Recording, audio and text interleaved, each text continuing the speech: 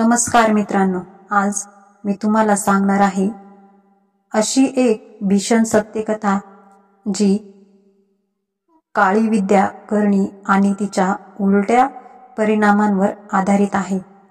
काळी विद्या करणाऱ्याला हव्या त्या गोष्टी मिळतात, पण कधी कधी हाच जादूटोणा उलटा फिरतो आणि मग जी भीषण घटना घडते ती सांगायलाही अंगावर काटा आणणारी असते।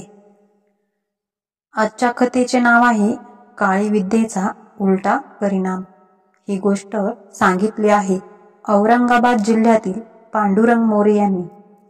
त्यांच्या गावात एक जुना वाडा होता। त्या वाड्यात कुंडलिक महाराज नावाचा एक साधू राहायचा। तो खूप विद्वान होता, पण गावातल्या काही लोकांच्या म्हणण्यानुसार तो काळी विद्या पण करायचा। गावात एक बाई होती, शारदा काकू। तिचं आयुष्य नेहमी भांडणात आणि दुःखात गेलं होतं। शेजाऱ्यांशी सतत वाद, घरात अडचणी आणि शेवटी तिने गावातल्या लोकांकडून ऐकून ठेवलं की कुंडलिक महाराज काळ्या मंत्रांनी जे हवं ते करून देतो। एका रात्री ती बाई त्याच्याकडे गेली। महाराजांनी विचारलं, कशासाठी आलीस? शारदाने सांगितलं, मला अमुक तमुक लोकांचं नुकसान करायचं आहे, ते माझे शत्रू आहेत। महाराजांनी तिला खूप बजावलं। काळी विद्या खेळणं म्हणजे आगीशी खेळणं। ती तुझ्या हाती सुटली तर तिचा उलटा फटका तुलाच बसतो। पण शारदा ऐकायला तयार नव्हती। शेवटी महाराजांनी तिला एक विद्या करून दिली। रात्री 12 वाजता गावाच्या विहिरीजवळ काळं कोंबडं बळी देऊन मंत्र जपायचे असे सांगितले। ती बाई ठरल्याप्रमाणे गेली। मंत्र जपत होती, पण तिला नीट उच्चार करता आले नाहीत। कोंबडंही अचानक तिच्या हातातून सुटून विहिरीत पडलं आणि तेवढ्यात विहिरीतून एक विचित्र काळसर धूर उठू लागला। तिच्या कानात कुजबुजू लागली, तू चुकीचं केलं आहेस, मंत्र उलटा आहे। अचानक तिच्या डोळ्यांसमोर सगळं फिरायला लागलं। तिला वाटलं की विहिरीत कोणीतरी हात वर करून तिच्याकडे ओढतंय। शारदा काकू विहिरीच्या कडेवर उभी होती। त्या धुरातून एक काळसर आकृती बाहेर आली। चेहरा न दिसणारी, फक्त 2 लाल ठिपक्यांसारखे डोळे चमकत होते। तो आवाज पुन्हा घुमला, मंत्र उलटा आहे, आता तुला त्याची किंमत चुकवावी लागेल। शारदाच्या अंगावर थंड घाम फुटला।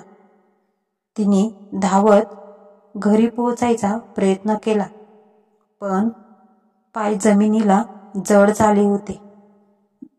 जणू कुणी तिच्या पायांना धरून ओढत होते।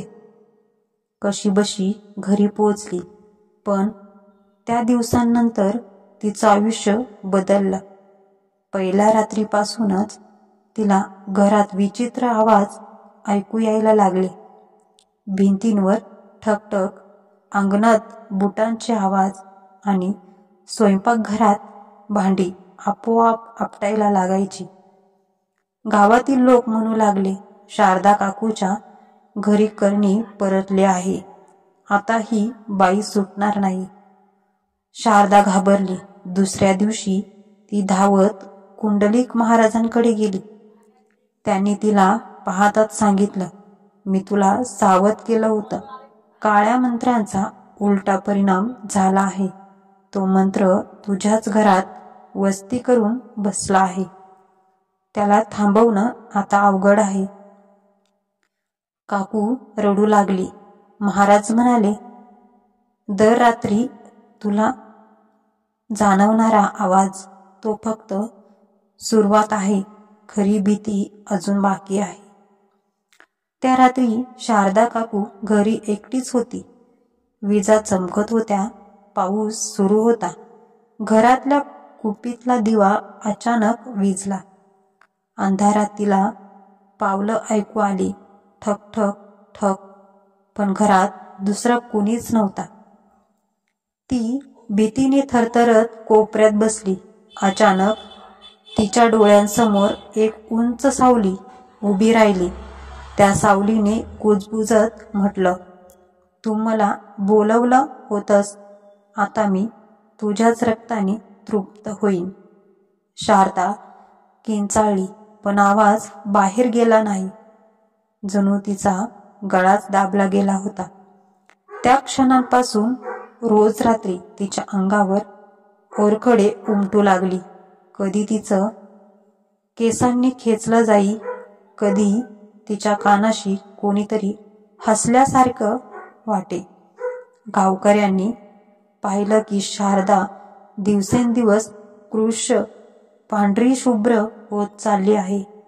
कुंडलिक महाराजांनी गावकऱ्यांना सांगितलं, हा उलटा परिणाम आता तिच्या जीवावर बेतणार आहे. ज्याला मारायला ती विद्या केली होती त्याचा जीव वाचेल, पण शारदाचं आयुष्य मात्र या शक्तीने हळूहळू खाऊन टाकायचं ठरवलं आहे.